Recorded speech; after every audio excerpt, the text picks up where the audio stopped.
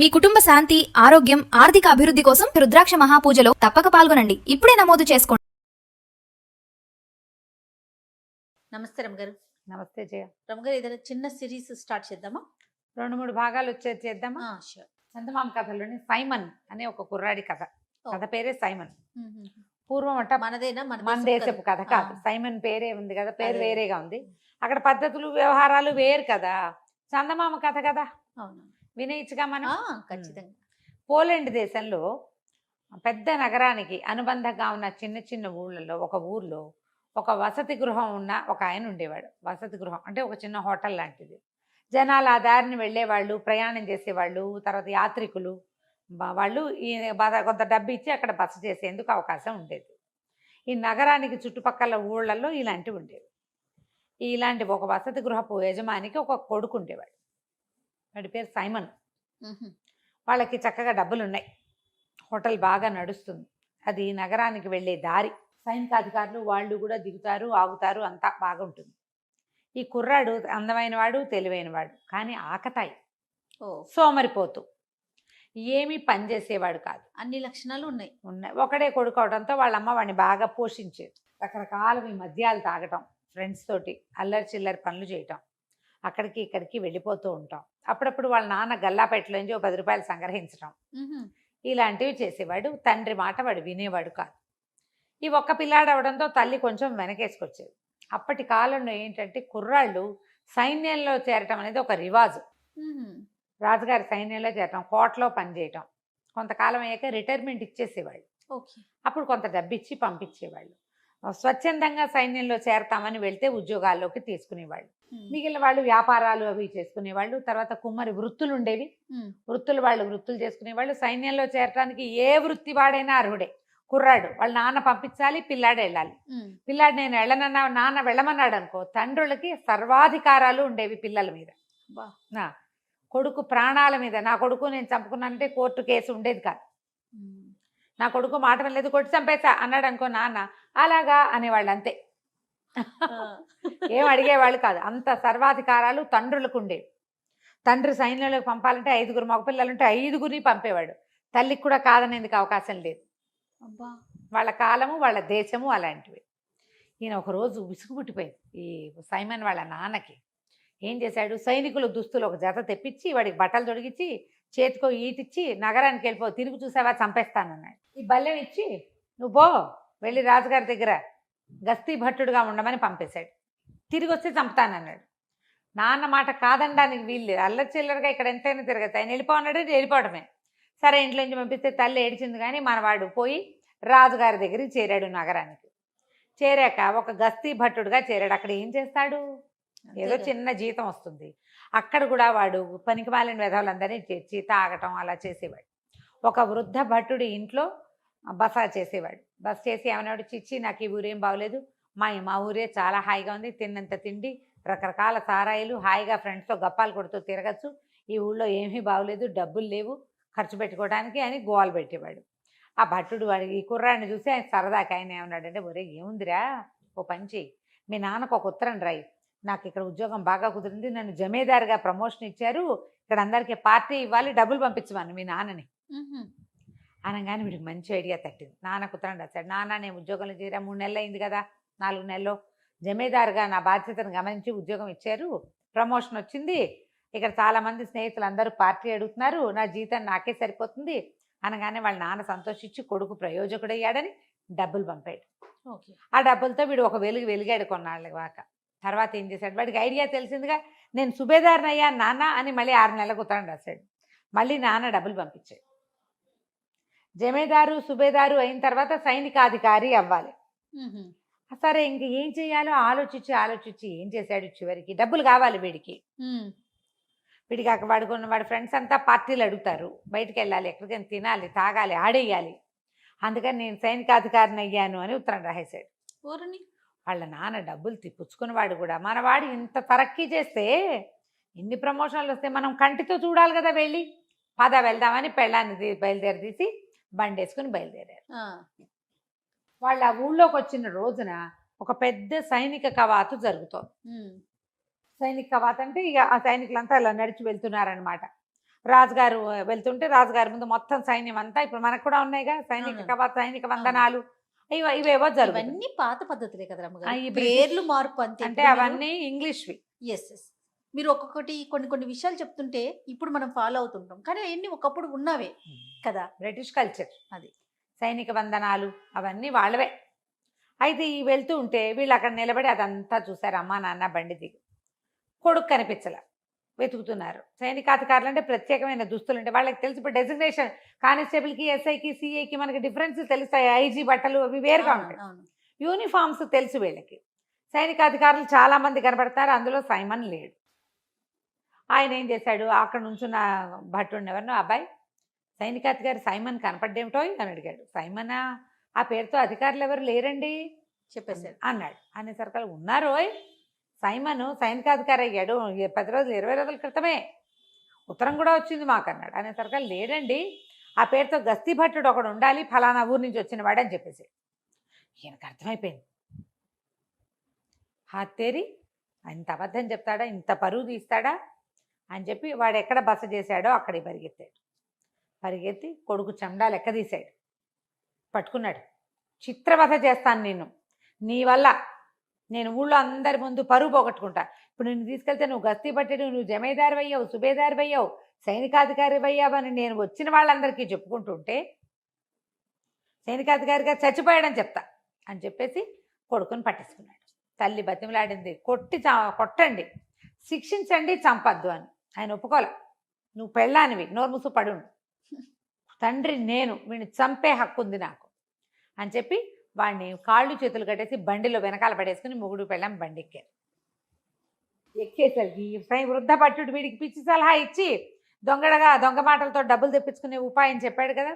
ఇదంతా ఇలా తన వల్లే జరిగింది, వీడు డబ్బు కోసం ఇంత పని చేశాడని పాపం వాడిని ఎలాగైనా తప్పించాలని ఆ బండి వెనకాల ఇంకో బండి వేసుకెళ్ళి వాళ్ళు ఎక్కడో ఆగితే నిదానంగా బండిలో ప్రవేశించి కట్లు కోసేసి తప్పించి ఒరే నాయన నువ్వు ఇంటికి వెళ్ళామంటే మీ నాన్న చంపేస్తాడు, మరి మీ నాన్నకే హక్కు, రాజు కూడా నీ మీద హక్కేం లేదు, ప్రజల మీద తండ్రుల హక్కులే ఉంటాయి, పారిపో నువ్వు ఎక్కడికైనా, నీ బతుకు జీవుడాన్ని బతకమన్నాడు.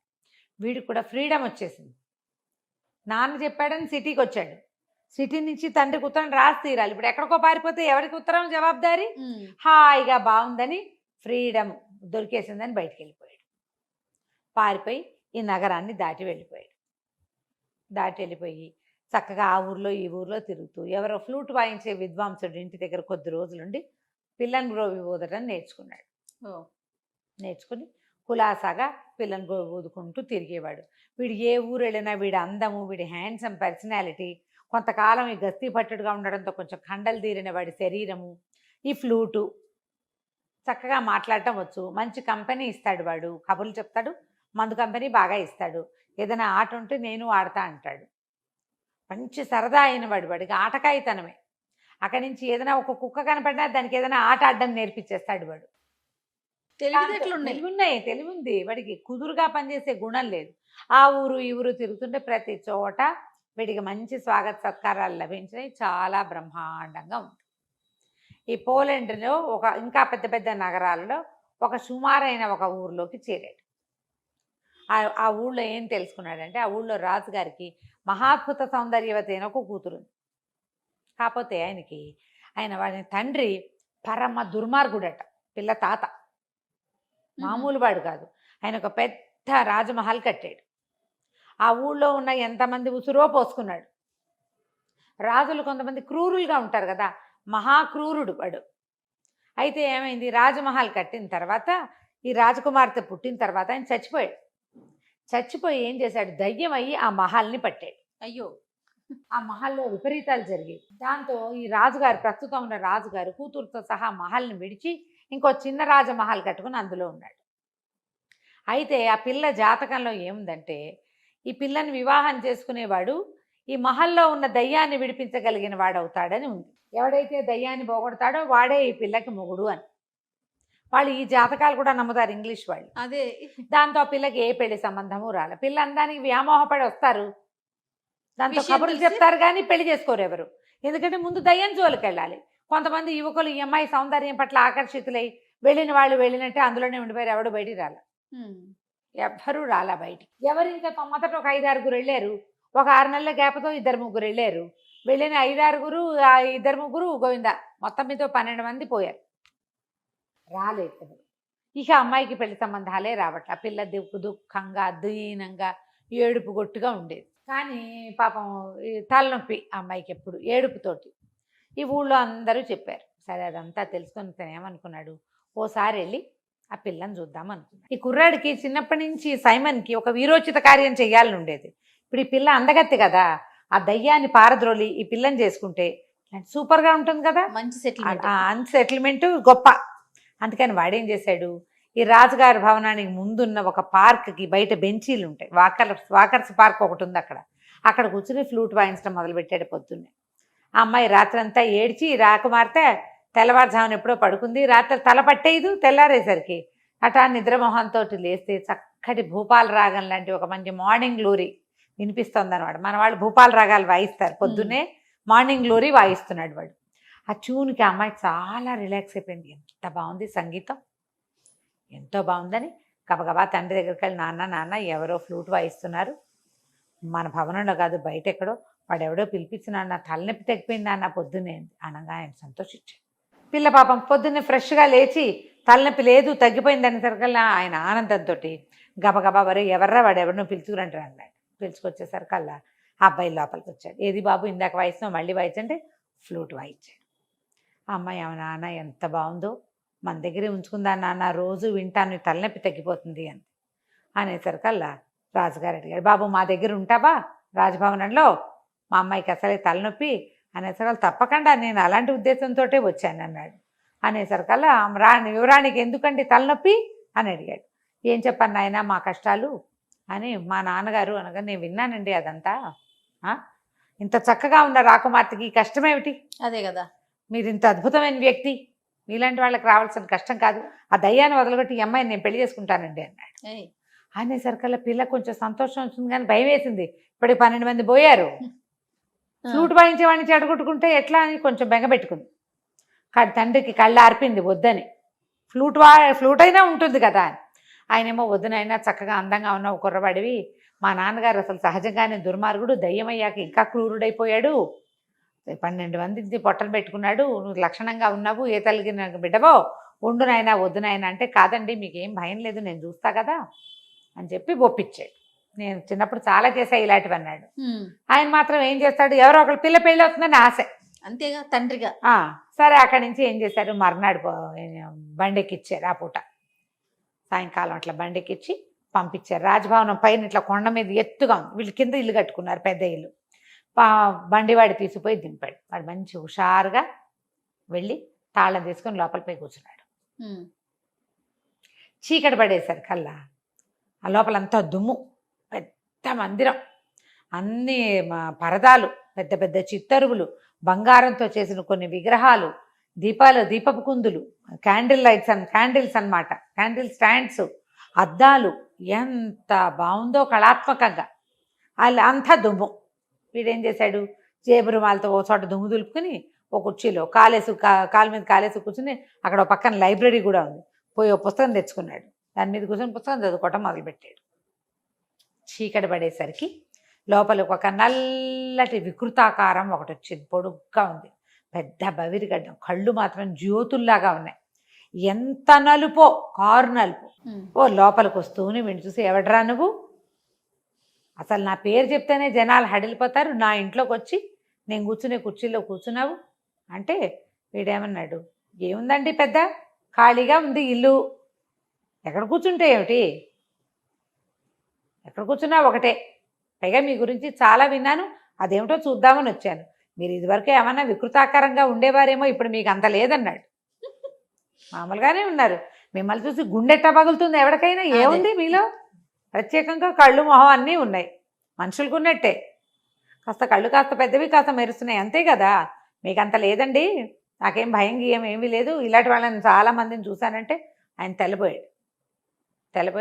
సరేరా ఈ మండపం అంతా మందిరం అంతా చూపిస్తాను, ఈ తాళాలు గుర్తు పుచ్చుకో అన్నాడు.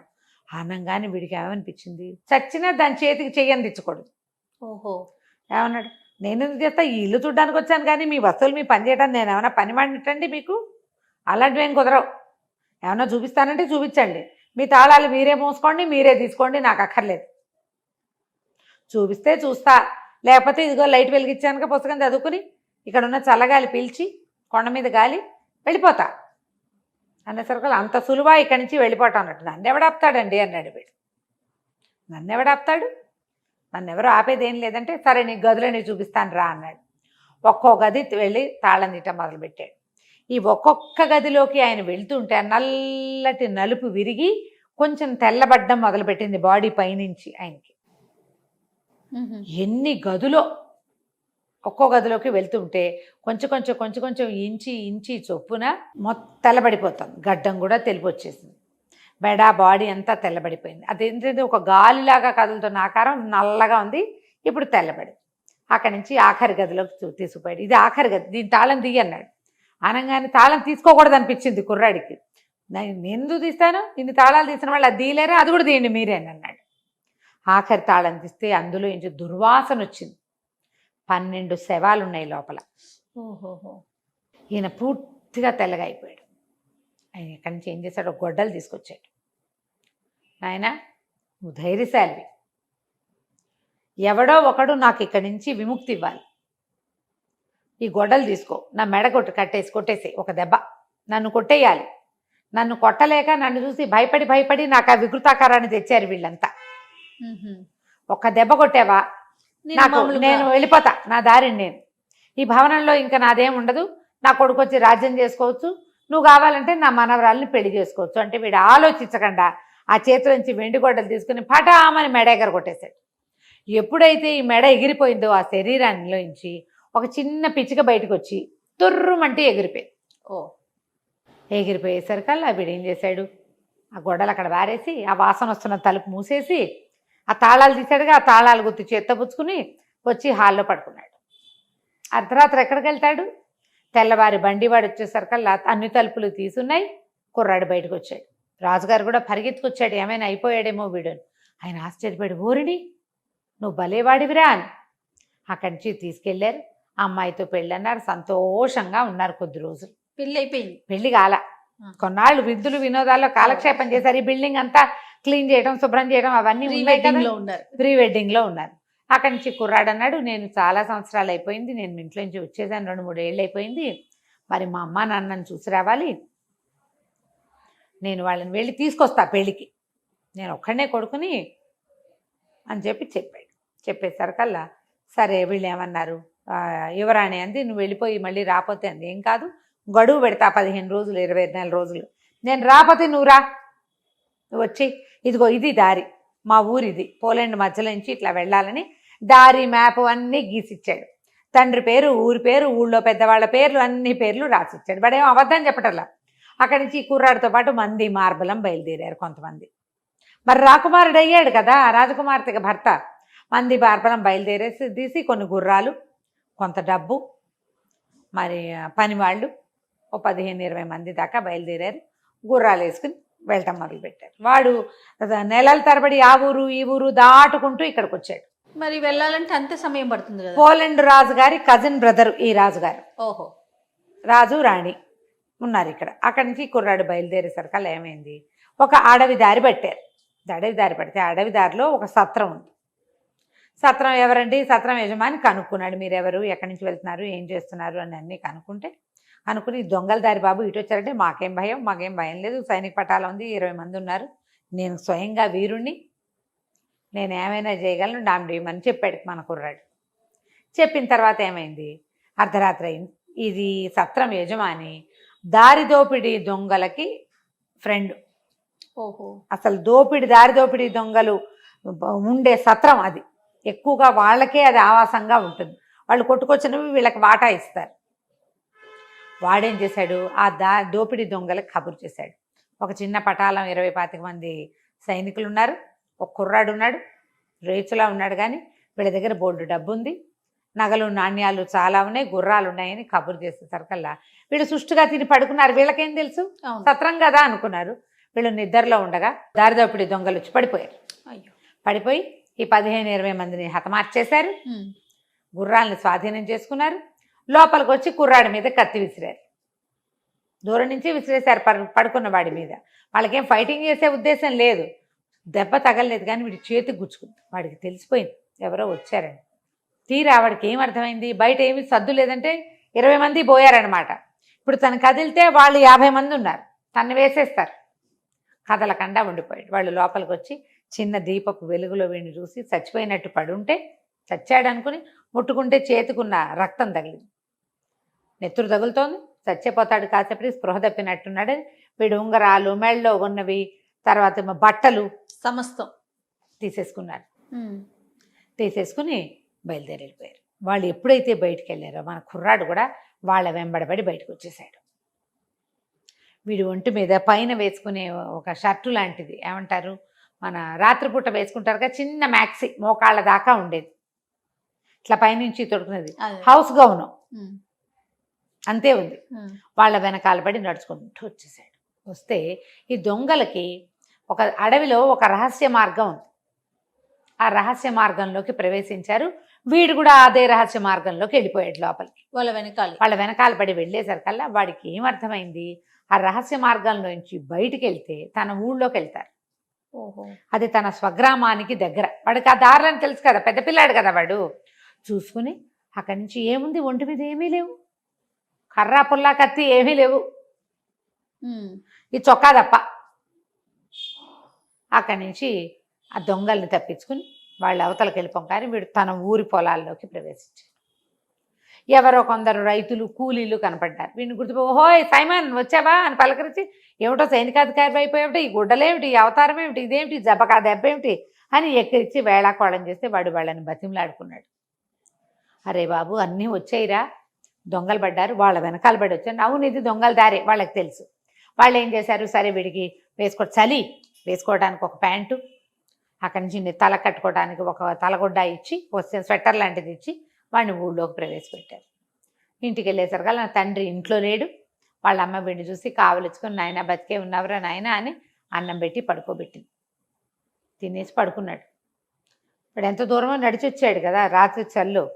సరే తెల్లారి ఆ తండ్రి బయట ఊరు నుంచి ఇంటికి రాగానే తల్లి మొహం చూసేసరికల్లా ఆయన ఆశ్చర్యపడి, ఏంటి నీ మొహం అలా ఉంది, ఏం జరిగింది అనేసరికల్లా ఆవిడ బిక్కమొహం వేసి, పిల్లవాడి వార్త తెలిసిందండి. వార్త తెలిసిందా, వాడే వచ్చాడా, వార్త తెలిస్తే నీ మొహం ఇలా ఉండదు, ఇంకోలా ఉంటుంది. వార్త తెలిసిందంటే ఉత్సాహంగా చెప్పేది.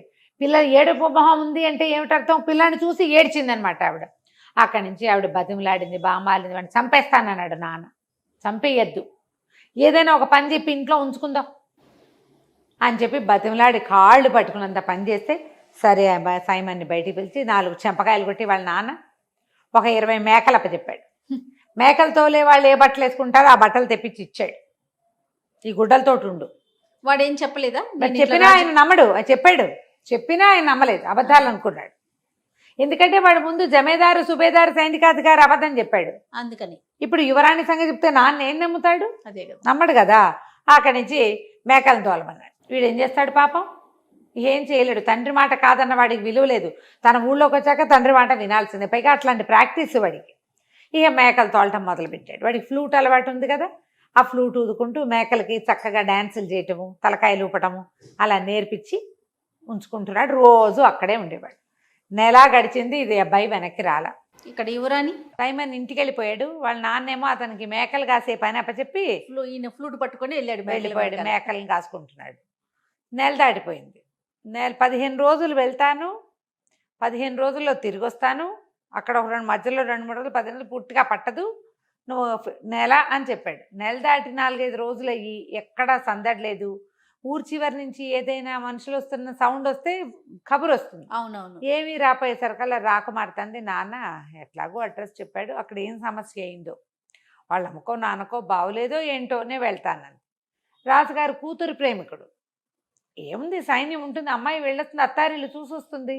వాడంతటా వాడు దయ్యాన్ని పారద్రోలి రాకుమార్తెగా మొగుడయ్యే అర్హత సంపాదించుకున్న వాడి కోసం ఆ మాత్రం చెయ్యొచ్చు కదా అని నాన్న కూతుర్ని ఒక పటాలం ఇచ్చి పంపించాడు. సైన్యము దాసదాసి గణంతో రాకుమార్తె తన తాలూకు ఒరిజినల్ అటైర్ తోటి తన చక్కగా అలంకరించుకుని బయలుదేరి ఒక 4 రోజులు 3 రోజుల్లో ప్రయాణం చేసి అడవిలోకి చేరారు. కొంత ప్రయాణం చేసి అడవి మధ్యలోకి వచ్చారు. వీళ్ళు ఇంతకుముందు సైమాన్ని ఎక్కడైతే విడిది చేశాడో తన 20-25 మందితోటి అక్కడికి వచ్చారు.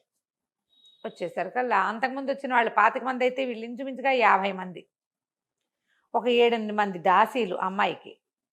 అమ్మాయి చూస్తే కుర్రాడు మగపిల్లాడు ఏం పెట్టుకుంటాడు, ఏదో గొలుసేసుకుని 4 ఉంగరాలు పెట్టుకుని కొంచెం టపటపలాడే బట్టలు వేసుకుంటాడు. అమ్మడికి పైనుంచి కింద దాకా అంతా అలంకారమే. రాకుమార్తె రాకుమార్తె దానికి తోడు. ఆ సత్రం యజమానికి పిచ్చ సరదా వచ్చేసింది. అయ్యో బాబోయ్ ఎన్ని నగలు! ఆ పని వాళ్ళు కూడా నగలు పెట్టుకున్నారు. వాళ్ళు దుంపదేగా సైనిక పటాలం. అంతకుముందు వచ్చిన వాళ్ళు ఊరికే సహాయానికి వచ్చిన సైనికులు. వీళ్ళు రాకుమార్తె వెనకాలండే మంది మార్బలం. వీళ్ళంతా గ్రాండ్ పార్టీ. వీడు కాస్త ఆ దొంగలకి, దారి దోపిడీ దొంగలకి కబురు చేశాడు. కబురు చేస్తే ఏమైంది, సాబురు వెళ్ళింది. సాయంకాలం అయ్యేసరికల్లా రాకుమార్తె ఏం చేసింది, ఆ సత్రం యజమాని భార్యని దా మాతో పాటు కూర్చో, మాతో పాటు టీ తీసుకుంది. కానీ చాలా ఆదరంగా పిలిచింది. ఆ సత్రం యజమాని భార్యకి జాలేసింది. అయ్యో పాపం బంగారు తల్లి, రాకుమార్తెలు ఎవరైనా ఇట్లా దారిపోయే వాళ్ళని రా నాతో టీ దాగంటారా అనరు. దీనికి మంచి మాట చెప్పాలని, ఓ ఏమా తల్లి, మా ఆయన దొంగవాడు, దారిదోపిడి దొంగలకు స్నేహితుడు, అసలు ఇక్కడ విడిది చేసే వాళ్ళే ఇట్లా మీలాగా వచ్చేవాళ్ళు చాలా తక్కువ, వచ్చిన వాళ్ళు వచ్చినట్టు వీళ్ళు నిర్మూలించేస్తారు.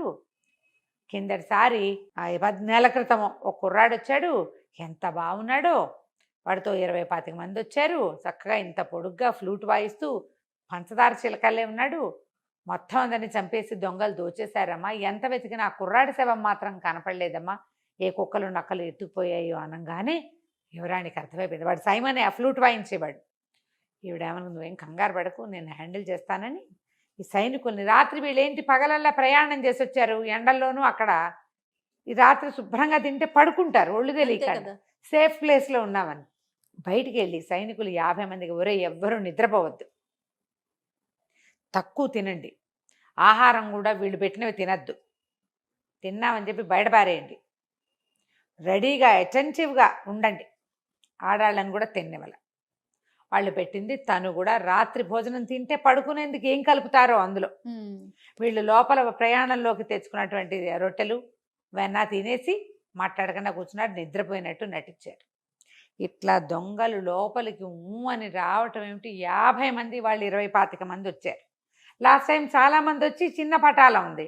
వీళ్ళేమో నిద్రపోయేవాడిని ఏం చేయొచ్చు, ఈజీ కదా. మొత్తం అంతా తిరగబడి మీదబడి సత్రం యజమాని కూడా మెడ నరికేశారు. వచ్చిన వాళ్ళందరూ పోయారు, వాళ్ళ గుర్రాలు మిగిలినాయి, యజమాని పడిపోయాడు. అక్కడి నుంచి తెల్లవారంగానే తట్టబుట్ట సర్దుకున్నారు. ఆ యజమానురాలికి ఈ శవాలన్నీ అప్పచెప్పి ఓ 4 దోసెళ్ళ ధనం ఇచ్చి, మరి మీద పడ్డప్పుడు చంపక తప్పలేదమ్మా, పోన్లేమ్మా దుర్మార్గుడు పోతే పోయాడు, ఎంతమందినో చంపి పాపం మూట కట్టుకున్నాడు అంటుంది ఆవిడ. వచ్చేటప్పుడు మళ్ళీ విడిది చేస్తామని, ఇక్కడ ఎవరినైనా పెట్టి నిన్ను మాతో నమ్మకస్త్రాలుగా ఉంచుకుంటామని మాటిచ్చి బయలుదేరి వెళ్ళిపోయారు. ఇక అమ్మాయికి ముందు మ్యాప్ గీసి ఇచ్చాడు, తనేమో ఒక రోజులో వెళ్ళిపోయాడు. ఈ రహస్య దారి, అడవి దొంగలు వెళ్తున్నటువంటి అది అడవి దారిలో రహస్యదారి లింకుండా తన ఊరికి సింపుల్గా వెళ్ళిపోయాడు సైమన్. వీళ్ళకి టైం పట్టింది, వాడు అప్పుడే తెలుసుకున్నాడు ఆ దారి. వీళ్ళు గీసి ఇచ్చిన మ్యాప్ ప్రకారం నిదానంగా ప్రయాణం చేసుకుంటూ రాకుమారి తలిసిపోకుండా ఆ ఊరు తీసుకుపోయారు. తీసుకెళ్తే దూరం నుంచి సైనిక పటాలం వస్తుంటే మనవాడు మేకలు కాసుకుంటున్నాడు. ఎప్పుడైతే ఆ పతాకాలు కనపడ్డాయో రాకుమార్తె తన కోసం వచ్చేస్తుందని తెలిసిపోయింది వాడికి. ఆ పతాకాలు యువరాణికి ఒక రకం, రాజుకు ఒక రకము ఉంటాయి. చిన్న బ్యాండు, తక్కువ మంది జనము, తర్వాత ఏమో ఇలా స్త్రీలు వస్తున్న సంకేతము తెలియగాని వీడేం చేశాడు, తన దగ్గర 20 మేకలు ఉన్నాయిగా, ఆ మేకల కాళ్ళకి మెళ్ళోను పువ్వుల దండలు కట్టాడు. పువ్వుల దండలు కట్టి అక్కడ సైనిక కవాతులు ఉంటాయి నగరాల్లో, మేకలతోటి కవాతు చేయించాడు సైమన్. ఫ్లూట్ వాయిస్తూ ఆ మేకలు 20ని ఆవిడకి ఎదురుగుండా, ఆ వస్తున్న పటాలానికి ఎదురుగుండా వెళ్తే అందరూ నవ్వలేక పడి తెచ్చారు. మేకలు చేసి కవాతులు చూసి అవి తలకాయలు ఊపుతూ కాళ్ళు నేల మీద కొడుతూ నడుస్తూ వస్తూ ఉంటే గొప్ప సరదా వచ్చింది. యువరాణి దిగి పరిగెత్తుకొచ్చింది. ఏంటి ఇట్లా చేసావు, ఏమైపోయావు అంటే, ఇగో ఇలా జరిగింది, మాకు తెలియలేదు, ఒక దొంగదారిని గుండా వచ్చేసాను, కానీ నాకు బయటకు వచ్చే వీలు లేకపోయింది, మా నాన్న చండశాసనుడు, సరే నేను రాకపోతే నువ్వే వస్తావులే అని స్థిమితంగా ఉన్నాను అని చెప్పాడు. చెప్తే అమ్మాయి ఏమంది, సరే వెళ్ళిపోదాం, మీ నాన్నకి చెప్పు ఉండాల్సింది కదండి, మా నాన్న చెప్పినా నమ్మడు, అంతకుముందు నేను అబద్ధాలు చెప్పున్నా కదా అనేసరికి సరేనంది యువరాణి. అక్కడి నుంచి సైమన్ మేకలు తోలుకుని ఈవిడ తన గుర్రాలతో సహా చేరారు అక్కడికి. వాళ్ళ నాన్న నడిపిస్తున్నటువంటి ఏమంటారు దాన్ని, మన ఆహారశాల లాంటిది ఏదో ఒకటి, చిన్న హోటల్ లాంటిది. అక్కడికి వెళ్ళేసరికల్లా ఈ రాజకుమార్తె తెలిసిపోతుందిగా, ఊళ్ళో అందరికీ తెలిసిపోయింది. ఆయన వచ్చి ఆయన వీడికి వందనం చేశాడు. చేసేసరికల్లా ఏమిటి ఇటు వచ్చారంటే, నేను నీ దగ్గర ఉంటాను అన్నది. అంటే మీకోసం పెద్దవాళ్ళు ఉండటానికి ఇంకా పెద్ద పెద్ద హోటల్స్ ఉన్నాయంటే, కాదు కాదు నాకు ఇదే నచ్చింది, మీ చిన్న మోటల్లే నచ్చింది, నేను ఇక్కడే ఉంటాను. అక్కడి నుంచి ఈ మేకలు కాసే అబ్బాయి, వీడు నాకు చాలా ఇష్టం, మా నాన్న దగ్గర పనిచేశాడు ఇది వరకు, వాడిని నాకు సహాయంగా పెట్టమని అనేసరికల్లా ఆయన అన్నాడు, ఇంకా నయం వీడికి బుద్ధి లేదమ్మా, ఆకతాయి వాడు అసలు సరైన వాడు కానే కాదు, అబద్ధాలు చెప్తాడు, పిచ్చిగుడలు వాడును, వాడెందుకమ్మా అన్నాడు. కాదు కాదు మా నాన్న దగ్గర పనిచేశాడు కదా, ఫ్లూట్ వాయిస్తాడు, నాకు బాగా తెలుసు, నాతోటే అట్టు పెట్టుకుంటాను. ఇంకేం చేసేదేం లేక ఆ మేకలు కాసే తన కొడుకుని కూడా వీళ్ళతో పాటు పైన ఉన్న హోటల్లో ఒక ఫ్లోర్ అంతా ఖాళీ చేయించి ఒక ఫ్లోర్ రాకుమార్తెకి ఇచ్చాడు. వీళ్ళిద్దరు బాగా కబుర్లు చెప్పుకున్నారు. తెల్లవారి పొద్దున యువరాణి దిగొచ్చింది. దాంతోపాటుగా సైనికాధికారి దుస్తులు ధరించిన సైమన్ కూడా దిగొచ్చాడు. వీళ్ళ నాన్న గుర్తుపట్టలేదు వాడిని. గుర్తుపట్టక ఆవిడకో వందనం ఈయనకో వందనం చేశాడు. ఆ అమ్మాయి పక్కపక్క నవ్వుతూ, ఏంటండి మీ అబ్బాయిని గుర్తుపట్టరా మీరు అని అనేసరికల్లా ఆయన నిర్ఘాంతపోయి చూసి, ఎందుకు గుర్తుపట్టనమ్మా, ఈయన కొంచెం మా అబ్బాయిలాగా ఉన్నాడు కానీ మా అబ్బాయి ఎప్పటికీ సైనికాధికారి కాలేడండి అన్నాడు. అనేసరికల్లా వాడు, నాన్న నేనే నాన్న అన్నాడు. ఆయన ఆశ్చర్యపోయాడు. అట్లా ఎట్లా అయ్యావురా, పోలాండ్ నగరంలో ఉన్నవాడివి, ఈవిడ ఈ నగరానికి ఎలా వెళ్ళావు, ఎట్లా సైనికాధికారి అయ్యావంటే, అప్పుడు రాకుమార్తె, మీ అబ్బాయి వల్లే మా రాజ్యానికి పట్టిన పీడ విరగడైంది, మా తాత దయ్యం వదిలి మా భవనం మాకు చేజిక్కింది, మేమిద్దరం వివాహం చేసుకోవాలనుకున్నాం, మా అమ్మా నాన్న కావాలన్నాడని పంపించాను అనేసరికి వీడు జరిగిందంతా చెప్పాడు. అంతకుముందు తల్లికి చెప్పాడు, తల్లి అంతా నమ్మింది, తండ్రి చచ్చిన నమ్మల, వీడు అన్ని అబద్ధాలు అంటాడు ఆయన. అదేలే చిన్న వెధవ, వీడు ఎలాగ దయ్యాన్ని వదిలిస్తాడు, వీడు ఎట్లా దొంగల నుంచి తప్పించుకొస్తాడు, ఆయన నమ్మకం లేదు అబ్బాయి మీద. ఆయన చాలా ఆశ్చర్యపోయాడు, చాలా సంతోషించాడు. తర్వాత అందరూ కలిసి ఈ అమ్మాయి తాలూకు రాజకుమార్తె తాలూకు నగరానికి వెళ్ళిపోయారు. చక్కగా వివాహం చేసుకుని ఆ చిన్న నగరానికి రాజై ఎంతో కాలం సైమన్ సంతోషంగా రాజ్యాన్ని పరిపాలించాడు. కథ కంచికి మనం ఇంటికి. సూపర్. నమస్తే రమ్య గారు. నమస్తే.